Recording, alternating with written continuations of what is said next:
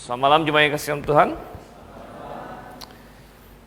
Setelah menyanyikan puji-pujian yang indah dipimpin oleh saudara Otomosi tadi ya, kita akan mempelajari firman Tuhan. Saya menggantikan Pak James pada malam ini. Mari kita buka Alkitab kita di Ayub. Kita mau melanjutkan pembelajaran kita akan kitab Ayub, saudara yang kasih Tuhan. Suatu kitab yang banyak orang Kristen sudah dengar tentunya, banyak orang Kristen tahu tentang Ayub, tentang kitab Ayub, tetapi mungkin belum banyak yang mempelajarinya secara mendalam. Dan itu yang ingin kita lakukan selama ya mungkin Rabu malam di selingan-selingan pertengahan minggu kita ingin belajar firman Tuhan. Ini suatu hal yang indah. Dan hari ini kita ingin melihat ayat 13 sampai ayat yang ke-22. Ayub pasal 1 ayat 13 sampai 22 ini melanjutkan yang sudah kita pelajari minggu lalu. Oke, kalau sudah dapat mari kita baca bersama-sama secara silih berganti. Saya 13, jemaat ayat 14 demikian sampai ayat yang ke-22. Oke, firman Tuhan. Pada suatu hari ketika anak-anaknya yang lelaki dan yang perempuan makan-makan dan minum anggur di rumah saudara mereka yang sulung,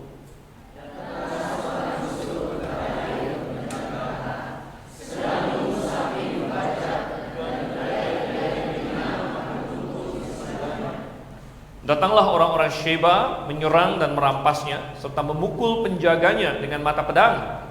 Hanya aku sendiri yang luput sehingga dapat memberitahukan hal itu kepada Tuhan.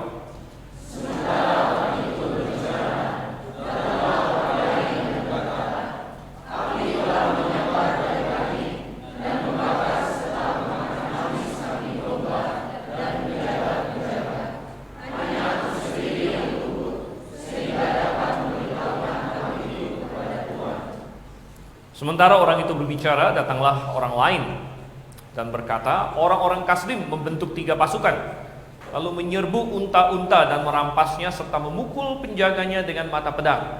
Hanya aku sendiri yang luput sehingga dapat memberitahukan hal itu kepada Tuhan.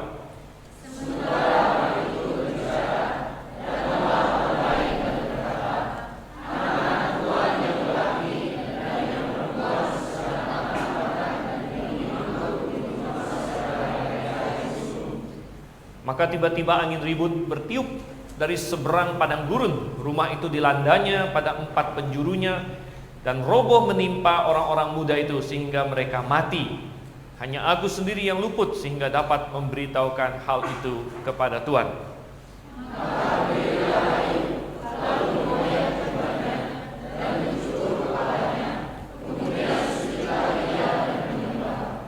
Katanya, dengan telanjang aku keluar dari kandungan ibuku, dengan telanjang juga aku akan kembali ke dalamnya. Tuhan yang memberi, Tuhan yang mengambil. Terpujilah nama Tuhan.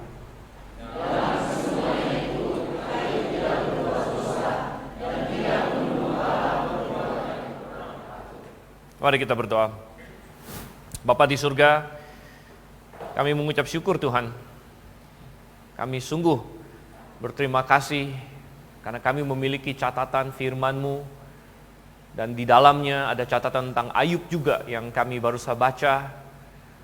Dan Tuhan, betapa ini harta yang berharga karena melalui firman-Mu inilah kami diajar, kami diberikan contoh teladan, kami ditegur dan kami dihiburkan. Dan Tuhan, kiranya malam ini juga melalui pembelajaran firman-Mu kami bertambah pengenalan yang sejati akan Engkau, yang akan mengubah kami hari demi hari menjadi semakin serupa dengan Engkau. Terima kasih Tuhan, kami meminta dan dengan yakin bahwa Engkau akan mendengarkan kami dalam nama Yesus Kristus. Amin. Kisah Ayub berlanjut. Kita masih ingat di minggu lalu Di ayat 6 yang sudah kita bahas minggu lalu dikatakan pada suatu hari. Pada suatu hari, dan pada suatu hari itu berbicara mengenai suatu hari di sorga atau di suatu tempat lah minimal di mana Tuhan berada. Ya. Dan cerita berlanjut di ayat 13 dengan kata pada suatu hari lagi. Jadi kita tahu ceritanya bagaimana Tuhan menggelar pertemuan anak-anak Allah, gitu ya, menteri-menterinya boleh dibilang, dan di situ iblis ternyata hadir juga, dan Tuhan bertanya kepada Satan sebenarnya dalam bahasa aslinya, engkau sudah melihat belum hambaku Ayub? Dan terjadilah di situ ya suatu perdebatan antara Tuhan dengan iblis di sini. Itu terjadi, sudah terjadi. Dan kemudian di ayat yang ke-13 tadi pada suatu hari. Dan hari ini, hari yang di ayat 13 ini mungkin Ayub memulainya tanpa ada suatu firasat apa-apa. Mungkin itu hari yang indah bahkan. Hari yang normal-normal saja. Bahkan mungkin dia bersuka cita karena mungkin salah satu anaknya kasih tahu dia, "Papa, kami hari ini ada acara di tempat Abang sulung. Kami akan ada pesta." Saya yakin anak-anaknya kasih tahu dia karena Alkitab memberitahu setiap kali mereka selesai, Ayub akan kasih korban persembahan untuk mereka dan sebagainya. Dan pada pagi itu juga karyawan-karyawannya, hamba-hambanya pergi ya, ke tugas masing-masing. Tapi saudara yang kasih Tuhan, ternyata hari itu akan menjadi hari yang sangat luar biasa menyakitkan bagi Ayub. Dan apa yang kita baca ini merupakan rangkaian tragedi yang mungkin sepanjang sejarah tidak tertandingi bagi manusia. Ya. Tapi saudara yang kasih Tuhan, justru Tuhan mencatatnya bagi kita untuk menjadi pelajaran bagi kita. Dan malam ini kita tidak ingin kehilangan pelajaran yang Tuhan telah taruh dalam firman-Nya bagi kita, itu kita ingin mempelajarinya. Apa saja pelajaran yang bisa kita tarik saudara yang kasih Tuhan? Saya ingin melihat tentunya dua tokoh di sini. Yang pertama adalah tokoh iblis atau Satan, dan yang kedua nanti kita akan melihat tokoh Ayub. Pelajaran apa yang bisa kita dapatkan tentang iblis dari perikop ini saudara yang kasih Tuhan? Yaitu yang pertama, pelajaran pertama kita adalah bahwa iblis memaksimalkan kesempatan yang dia dapatkan. Iblis memaksimalkan kesempatan yang dia dapatkan. Di perikop sebelumnya kita tahu bahwa iblis sebagai penganut sukses teologi, dia berpikir bahwa kalau ada orang yang menyembah Tuhan, kalau ada orang yang mengikut Tuhan, itu adalah karena orang itu ingin mendapatkan suatu manfaat dari Tuhan. Itu karena orang itu diberkati oleh Tuhan, dan dia berkata, "Tuhan, bukankah engkau yang telah memagari Ayub? Bukankah engkau yang telah memberkati dia? Bukankah segala usahanya engkau sukseskan? Pantas saja dia menyembah engkau. Coba engkau tarik perlindunganmu, coba engkau bongkar pagar-pagar itu, maka dia pasti akan mengutuki engkau." Dan Tuhan berkata kepada iblis, "Oke, silakan, aku beri kamu kesempatan, aku akan tarik pagar-pagar dari dia. Engkau boleh menyerang dia, engkau boleh menyerang semua miliknya. Hanya saja," Tuhan bilang, "masih ada batasan yang Tuhan berikan untuk ronde pertama ini. Yaitu bahwa engkau tidak boleh menyentuh orangnya." Dan mendapatkan izin itu, saudara kasih Tuhan, kita melihat bagaimana iblis memaksimalkan kesempatan yang dia dapatkan. Dan kita bisa melihat betapa hebatnya serangan iblis. Hebatnya serangan iblis. Kita melihat dari sisi bahwa serangan iblis ini dilancarkan dengan berbagai cara dan berbagai metode. Ini menggambarkan kehebatan serangannya. Ada 4 gelombang yang satu demi satu menghantam Ayub. Dan ini iblis gunakan berbagai cara. Iblis ada menggunakan manusia-manusia jahat. Kita membaca di gelombang pertama, ada satu orang pesuruh Ayub yang datang. Dia katakan dia rupanya pengurus lembu sapi, keledai, ya, dan dia melaporkan orang-orang Sheba. Orang Sheba adalah kelompok nomad yang ada di sekitar Arabia Selatan sana, dan mereka menjadi perampok-perampok di sini. Mereka menyerang tempat karyawan-karyawan Ayub berada, hamba-hambanya memukul mereka mati, dan kemudian merebut lembu keledai, dan kemudian selanjutnya lagi. Jadi iblis memakai berbagai cara. Iblis memakai manusia, orang Sheba, orang Kasdim, dan rupanya iblis juga bisa memakai kekuatan alam. Kita tidak boleh meremehkan iblis. Oleh karena itu begitu banyak orang hari ini merasa kalau ada yang supranatural itu pasti dari Tuhan. Oh tidak, iblis adalah makhluk supranatural juga. Bahkan iblis itu paling jago meniru Tuhan. Itu adalah trik favorit dia. Dia selalu pengen meniru Tuhan. Salah satu mukjizat yang biasanya dikaitkan dengan Tuhan adalah menurunkan api dari langit. Elia pernah melakukan itu. Elia ketika mau diserang oleh musuh, Tuhan turunkan api dari langit menghanguskan musuhnya dan sebagainya. Tetapi saudara kasih Tuhan, iblis pintar meniru itu. Dan kita membaca di ayatnya yang ke-16, api telah menyambar dari langit membakar habis kambing domba dan sebagainya. Dan nanti di masa tribulasi kita juga membaca bahwa antikristus, binatang palsu atau binatang yang dari bumi, yaitu nabi palsunya, akan menurunkan api dari langit untuk menipu manusia. Jadi kita jangan tertipu bahwa iblis adalah makhluk supranatural. Dan dia memiliki di bawah kuasanya banyak sekali cara yang akan dia pakai sepenuhnya untuk mencoba menghancurkan, menipu manusia. Dan manusia-manusia yang dia pakai seperti orang Sheba dan orang Kasdim di sini, kita berkata bukan berarti iblis lalu menghipnotis mereka atau menjadikan mereka robot untuk menyerang, bukan. Mereka bukan orang-orang baik yang kemudian diambil alih oleh iblis gitu, bukan. Mereka ini adalah orang-orang yang memang sudah jahat hatinya, mereka adalah perampok-perampok, teroris kalau kita gambarkan hari ini. Teroris, ya. Bajak-bajak laut di darat, jadi bajak darat, saudara. Ya.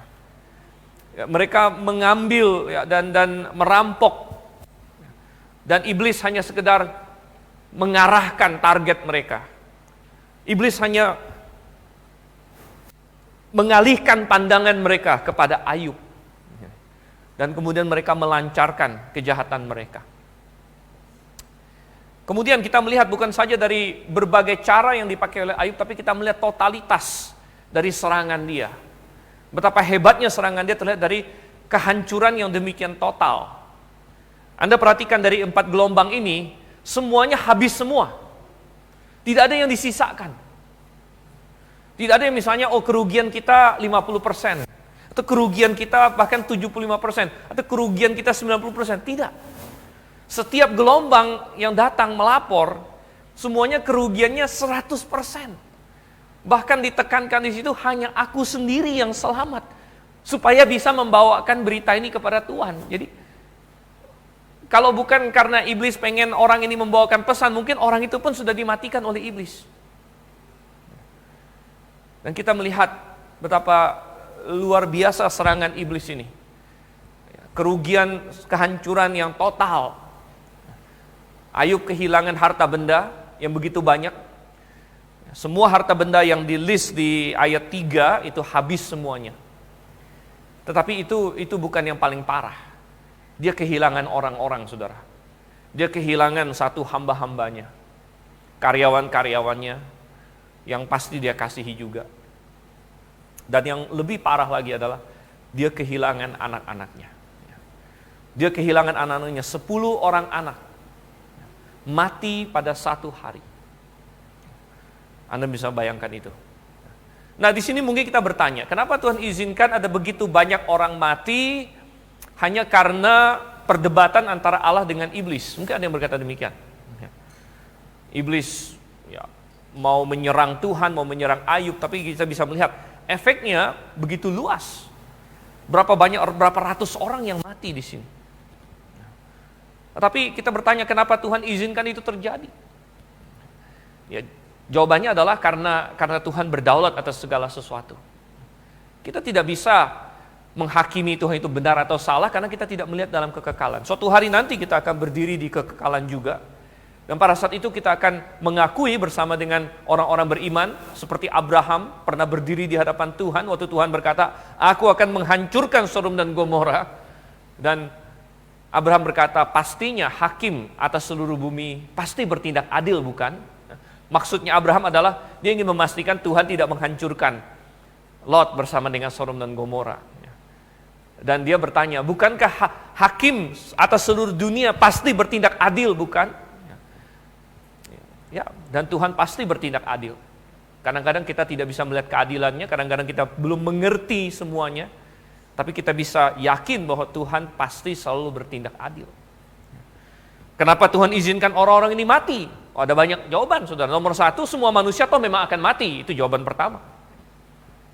Semua manusia toh memang akan mati. Kadang-kadang ada orang bertanya, kenapa Tuhan izinkan seorang bayi mati? Kenapa Tuhan izinkan yang baru sebulan mati? Anda tinggal pergi ke TPU mana saja, di situ ada yang dari beberapa hari sampai beberapa bulan, beberapa tahun. Ada yang kecil, ada yang sampai tua. Manusia mati dalam segala umur. Kalau matinya sangat muda sekali, kita sering ada orang yang ingin menyalahkan Tuhan. Kenapa dia masih kecil mati? Nomor satu harus diingat dulu bahwa semua manusia memang harus mati karena dosa. Itu harus dipahami dulu. Kita tidak bisa menyalahkan Tuhan untuk itu. Karena manusia sudah jatuh dalam dosa, maka semua kita harus mati. Hanya tinggal kapan saja matinya. Dan Tuhan dalam kedaulatannya menentukan umur tiap-tiap orang. Ada yang mati pada saat masih muda, ada yang mati pada saat paruh baya, ada yang mati sesudah dia tua. Semuanya Tuhan punya alasan dia sendiri. Dan kita harus ingat bahwa Tuhan berkata, berharga di mata dia kematian orang yang dikasihinya. Jadi, ya memang ada banyak orang mati dalam kasus ini. Yang Tuhan izinkan itu terjadi. Tuhan izinkan iblis menyerang mereka dan mati. Tapi ingat, Tuhan juga mengizinkan iblis menyerang Yesus Kristus. Sampai Yesus Kristus juga mati. Dan benarlah yang dikatakan oleh Alkitab, Dia, Yesus Kristus, telah mengambil ke atas dirinya segala penderitaan kita, termasuk kematian. Saudara yang kasih Tuhan, ini memperlihatkan kepada kita totalitas dari serangan iblis. Bukan hanya itu, kita melihat lagi timing atau waktu yang dilancarkan oleh iblis ini sengaja dia rancang. Bukan suatu kebetulan bahwa gelombang ini datangnya bertubi-tubi dan satu persatu. Anda baca teks dikatakan, sementara orang itu berbicara, datanglah orang lain. Sementara orang ini masih bicara, datanglah yang lain lagi. Ini bukan kebetulan. Ini sengaja dibuat oleh iblis, timingnya sedemikian rupa untuk meruntuhkan secara total mental Ayub. Untuk meruntuhkan secara total iman dia. Sengaja. Satu masalah demi satu masalah demi satu masalah sampai puncaknya. Itu kematian anak-anaknya. Justru berita yang paling buruk disimpan paling terakhir oleh iblis. Kan saudara yang kasih Tuhan, belajar dari ini bahwa iblis memaksimalkan kesempatan yang dia miliki. Apa aplikasinya bagi kita? Saya harap tentu tidak ada dari kita yang akan mengalami seperti Ayub. Moga-moga tidak ada. Tetapi tentu ada pelajarannya bagi kita. Iblis mendapatkan kesempatan, mendapatkan izin dari Tuhan untuk menyerang Ayub, dan sekali dia dapat kesempatan itu, dia tidak lepaskan kesempatan itu. Dia pakai segala daya upayanya dalam kesempatan yang dia miliki. Tapi saudara yang kasih Tuhan, bagaimana dengan kita hari ini? Jangan-jangan bukan Tuhan yang harus memberikan izin kepada iblis, kita sendiri yang memberi izin kepada iblis untuk menyerang kita. Dengan cara apa? Dengan cara membiarkan terbuka hidup kita terhadap serangan dia. Dengan cara terus berkutat dalam dosa yang seharusnya kita tahu itu salah. Namun dalam benak kita ini masih hal kecil. Ini bukan masalah besar. Saya tidak akan selesaikan dosa ini karena saya masih menikmatinya. Dan bukankah dengan cara demikian sebenarnya kita memberi kesempatan bagi iblis untuk menyerang kita? Iblis paling suka untuk melihat hal seperti itu. Bahkan orang terhebat pun, tokoh-tokoh terbesar dalam Alkitab, contohnya Daud. Dosa Daud, banyak orang sudah tahu, anak sekolah minggu juga sudah tahu, dia berzinah dengan Batsheba. Tetapi Anda tahu, bahwa sebelum dia jatuh dalam dosa perzinahan dengan Batsheba, kalau Anda pelajari hidup Daud, dia sudah memiliki kelemahan terhadap masalah perempuan sebenarnya. Itu terlihat dari bagaimana dia akhirnya berpoligami, bagaimana dia tidak tunduk kepada desain Tuhan dalam hal itu. Dan dia sudah ada masalah dalam hal itu. Tetapi masalah itu kecil untuk zaman dia. Hampir semua raja waktu itu punya lebih dari satu istri. Jadi mungkin Daud berpikir, walaupun saya tahu ini bukan desain Tuhan, dan saya yakin Daud tahu ini bukan desain Tuhan. Karena dia adalah penulis Mazmur. Dia adalah orang yang diinspirasikan. Dia adalah orang yang katanya hatinya sesuai dengan Tuhan, yang begitu dekat dengan Tuhan. Dia tahu ini bukan desain Tuhan. Namun mungkin dia membenarkannya dengan berkata, toh hampir semua raja di sekeliling saya punya banyak istri dan bahkan lebih banyak lagi dari saya mungkin. Jadi nggak ada masalah. Dan dia membiarkan kelemahan itu dalam hidupnya. Tetapi iblis tidak menyia-nyiakan kesempatan, dia memaksimalkan kesempatan untuk menyerang kita. Oleh karena itu kita perlu bertanya kepada diri kita sendiri, kesempatan apa yang saya berikan kepada iblis? Kalau izin Tuhan kita nggak tahu, saudara. Itu kalau bukan disingkapkan Ayub, disingkapkan dalam kitab Ayub, kita nggak tahu pembicaraan Tuhan dengan iblis. Tapi yang kita bisa tahu adalah apa yang kita lakukan. Kesempatan apa yang saya berikan kepada iblis? Peluang apa yang saya berikan kepada iblis untuk menjegal saya, untuk menyandung saya? Mungkin hal-hal yang kita pikir orang lain tidak tahu. Malam-malam kita lakukan dengan handphone kita. Yang lain sudah tidur semuanya. Enggak ada yang tahu juga. Tapi iblis melihat. Kalau Tuhan bertanya pada iblis, dari mana engkau? Dari perjalanan mengelilingi bumi. Dan dia sedang memperhatikan. Dia tidak maha hadir, tapi anak buahnya banyak, saudara. Anak buahnya banyak. Ya. Mungkin dia bukan menargetkan, big boss-nya nggak menargetkan kita, mungkin kita belum setinggi level itulah. Belum seperti Ayub. Ya. Tapi saya yakin anak buahnya ada yang ditugaskan.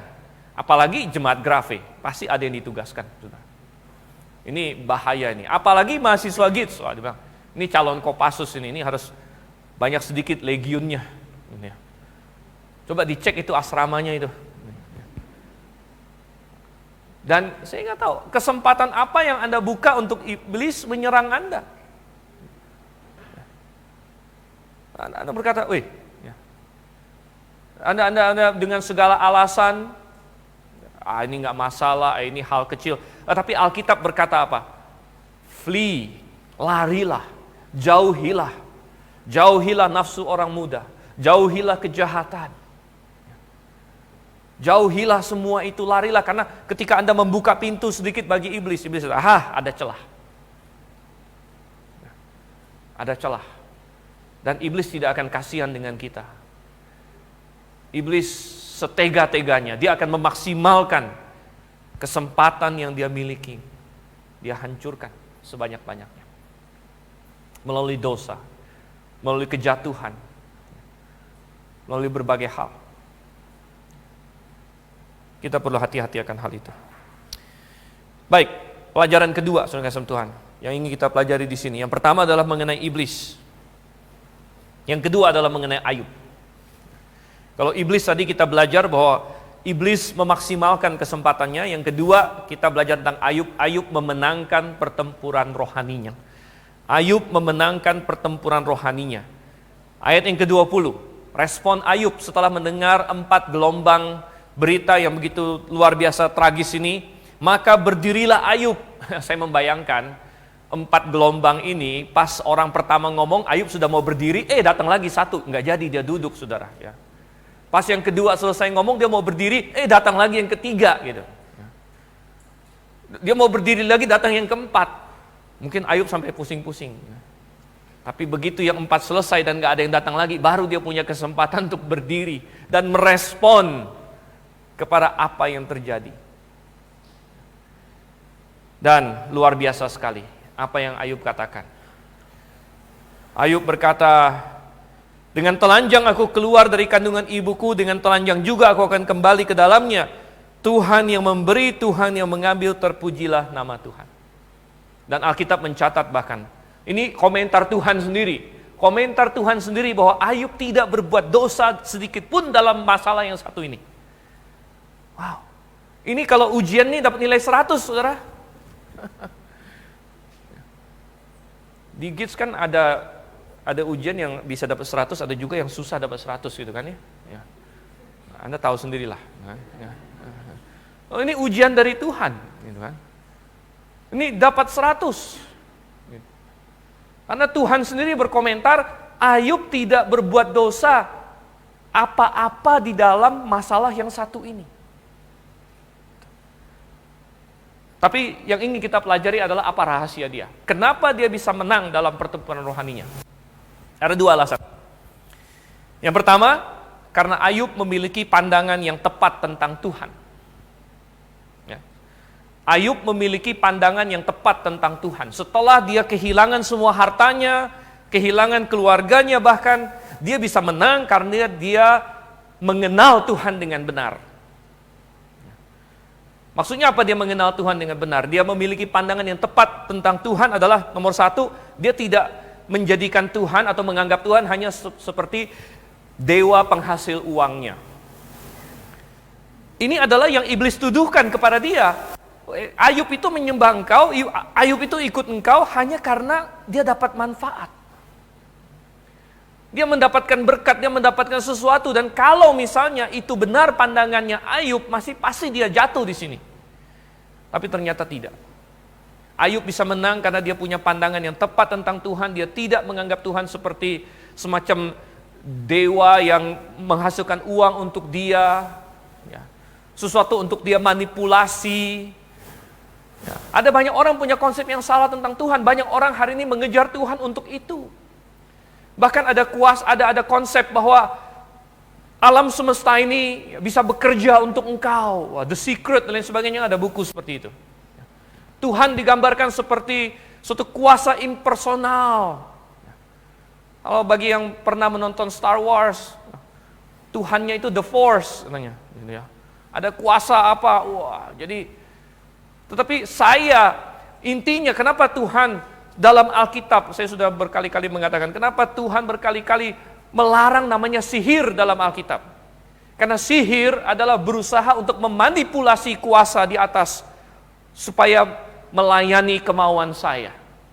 Kalau saya berhasil menguasai suatu mantra, maka itu berarti saya bisa memakai kuasa ini untuk kepentingan saya. Kalau ini adalah inti dari sihir. Orang ingin belajar sihir supaya dapat mendapatkan sesuatu untuk dirinya menjadi berkuasa, dirinya bisa menjadi kaya, dia bisa mendapatkan kuasa yang dia manipulasi untuk dirinya sendiri. Saudara, ini adalah lawan dari iman. Iman bukan mencoba memanipulasi Tuhan untuk melakukan kehendak kita, tapi iman berarti saya menyerah Tuhan kepada kehendak-Mu. Oleh karena itu sangat berbeda sekali.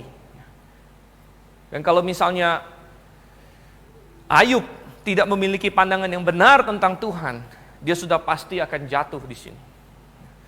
Tetapi puji syukur, Ayub bukan ingin mengatur Tuhan. Ayub bukan ingin memanipulasi Tuhan. Tetapi Ayub adalah orang yang tunduk kepada Tuhan. Berikutnya lagi, Ayub sadar bahwa walaupun dia tidak paham, Allah adalah Allah yang baik. Walaupun dia tidak mengerti semuanya, Allah adalah Allah yang baik, saudara yang kasih Tuhan. Kalau Anda perhatikan ayat yang ke-16, ada satu kata yang di bahasa Indonesia tidak muncul di situ, karena Lembaga Alkitab Indonesia mengikuti LXX, dia nggak mengikuti Masoretic Text. Tapi kita cek dalam King James Version, ayat 16, sementara orang itu berbicara, datanglah orang lain dan berkata, api, mestinya ada kata-kata api Allah, api dari Allah. Dalam bahasa Ibrani sini, Eish Elohim. Eish adalah api. Eish Elohim dari langit menyambar. Jadi, mungkin saya nggak tahu dari mana konsepsi orang ini, mungkin iblis juga yang mempengaruhi pikiran dia dan lain sebagainya. Dia berkata api dari Allah datang menghanguskan kambing dombamu, Ayub. Api dari Allah. Jadi pikiran Ayub sudah difokuskan bahwa ini salah Tuhan. Tetapi saudara yang kasih Tuhan, Ayub rupanya, apakah Ayub sadar bahwa Tuhan adalah pemberi izin terakhir? Ayub tidak bersembunyi di balik bahwa, aduh mungkin Tuhan tidak tahu. Mungkin Tuhan tidak tahu apa yang terjadi kepada saya ini. Mungkin Tuhan sedang tidur sehingga musuh menyerang saya. Tidak. Ayub memiliki konsep yang benar tentang Tuhan, bahwa Tuhan pasti tahu tentang ini, dan Tuhan mengizinkannya. Makanya dia berkata, Tuhan yang memberi, Tuhan yang mengambil. Jadi Ayub sadar benar bahwa Tuhan mengizinkan ini. Bahwa semua yang terjadi pada saya, termasuk semua harta saya hilang, anak saya mati semua, itu Tuhan tahu persis. Dan bisa dikatakan bahwa Tuhan mengambil. Bisa dikatakan Tuhan mengambil. Makanya dia berkata, Tuhan memberi, Tuhan mengambil. Dia tidak bersembunyi di balik teologi yang salah. Dia tahu persis bahwa Tuhan maha berdaulat. Kalau Tuhan tidak izinkan, ini tidak akan terjadi. Tetapi walaupun dia tidak mengerti kenapa, Ayub tetap beriman bahwa Tuhan itu baik. Bahwa Tuhan tidak salah. Bahwa Tuhan tidak berbuat yang tidak patut. Karena dia memiliki iman bahwa Tuhan adalah pribadi yang pencipta, dia maha berdaulat dan dia maha baik. Saudara, yang luar biasanya adalah Ayub memiliki iman seperti ini sebelum dia punya Alkitab seluruhnya. Kita hari ini punya Alkitab seluruhnya. Kita hari ini punya kanon dari Kejadian sampai Wahyu. Kasih Allah dan kebaikan Allah mestinya lebih nyata lagi kepada kita daripada Ayub. Saudara, Ayub belum tahu tentang Tuhan Yesus lahir sebagai manusia. Ayub belum tahu bahwa Tuhan Yesus tergantung di atas kayu salib bagi dia. Ayub belum tahu bahwa Tuhan Yesus dicambuk, dikasih mahkota duri, untuk menyatakan kasih Allah yang terbesar untuk manusia. Ayub belum tahu semua itu. Itu pun dia memiliki iman bahwa Allah itu pasti baik. Betapa parahnya kalau hari ini ada orang Kristen yang karena hal-hal kecil, saudara, yang belum ada yang sepersekian terjadi pada Ayub, terjadi pada kita, pada orang Kristen hari ini. Tetapi mungkin karena dia dikecewakan manusia, dia nggak mendapatkan yang diminta dari Tuhan. Tuhan, saya sudah doa 5 tahun nggak kamu kasih. Gitu, ya.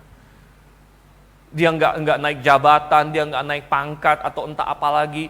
Dia dikecewakan oleh orang Kristen A dan B. Lalu karena hal-hal seperti itu meninggalkan Tuhan. Saudara yang kasih dalam Tuhan. Ya. Ada orang yang tertimpa musibah jadi meninggalkan Tuhan. Tuhan, kenapa Engkau izinkan anak saya kecelakaan? Kenapa Engkau izinkan pasangan saya kena kanker? Kenapa Engkau izinkan begini-begini? Aku tidak mau ikut Engkau lagi. Saudara yang kasih Tuhan. Betapa jauh dari Ayub. Kalau kita sudah punya seluruh Alkitab. Dan kasih Allah sudah begitu lebih terang bagi kita daripada bagi Ayub. Namun kita gagal. Kita harus memiliki konsep yang benar tentang Allah. Itu rahasia pertama Ayub. Rahasia kedua Ayub adalah dia memiliki pandangan yang tepat juga tentang harta. Dia memiliki pandangan yang benar tentang Tuhan dan dia memiliki pandangan yang benar tentang harta, saudara. Oleh karena itu ketika hartanya hilang semua, dia tidak jatuh. Karena dia memiliki pandangan yang benar tentang harta. Apa pandangan yang benar tentang harta? Yang pertama, bahwa semua harta dia adalah pemberian Tuhan. Itu adalah konsep yang benar. Coba kita lihat 1 Korintus 4 ayatnya yang ke-7. 1 Korintus 4 ayat yang ke-7 saya bacakan. Sebab siapakah yang menganggap engkau begitu penting, dan apakah yang engkau punyai yang tidak engkau terima? Dan jika engkau memang menerimanya, mengapakah engkau memegahkan diri seolah-olah engkau tidak menerimanya? Semua yang kita miliki itu kita terima sebenarnya. Semuanya itu berkat Tuhan. Terlalu banyak orang hari ini menyombong satu dengan yang lain. Apa yang paling disombongkan manusia adalah milik kepunyaan. Saya lebih kaya dari kamu. Harta saya lebih banyak. Sekarang untuk hitung harta banyak orang pakai SPT aja. SPT saya lebih panjang ininya, listnya. Saya lebih punya ini, lebih punya itu. Dan manusia terhadap manusia yang lain menyombongkan diri. Masalah harta betapa bodoh sebenarnya. Karena semua yang dimiliki sebenarnya adalah pemberian Tuhan. Semua yang dimiliki adalah pemberian Tuhan.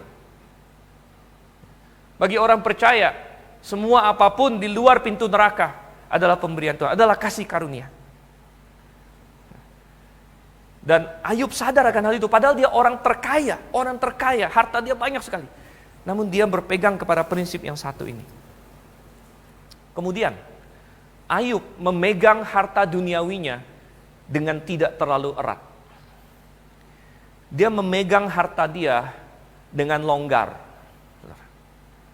Kalau harta duniawi kita pegang terlalu erat, maka ketika harta itu hilang, kita pasti ikut jatuh. Itu seperti tali.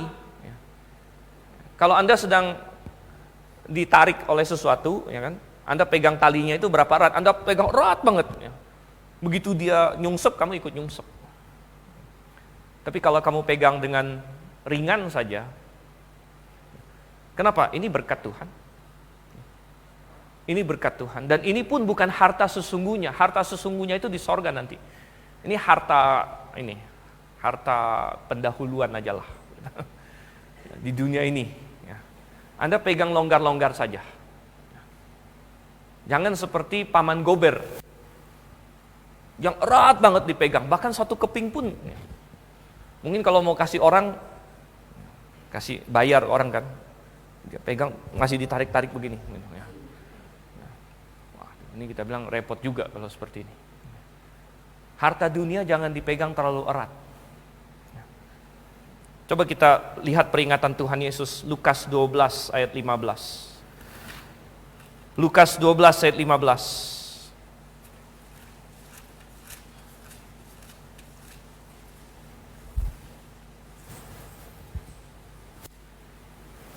Katanya lagi kepada mereka, berjaga-jagalah dan waspadalah terhadap segala ketamakan. So, walaupun seorang berlimpah-limpah hartanya, hidupnya tidaklah tergantung daripada kekayaannya itu. Berwaspadalah terhadap segala ketamakan. Segala ketamakan. Tuhan Yesus mengajarkan kita minta kepada Tuhan, kepada Allah Bapa, berikanlah kepada kami makanan kami pada hari ini. Padahal kita sudah lebih-lebih. Banyak orang sudah lebih-lebih jauh dari itu.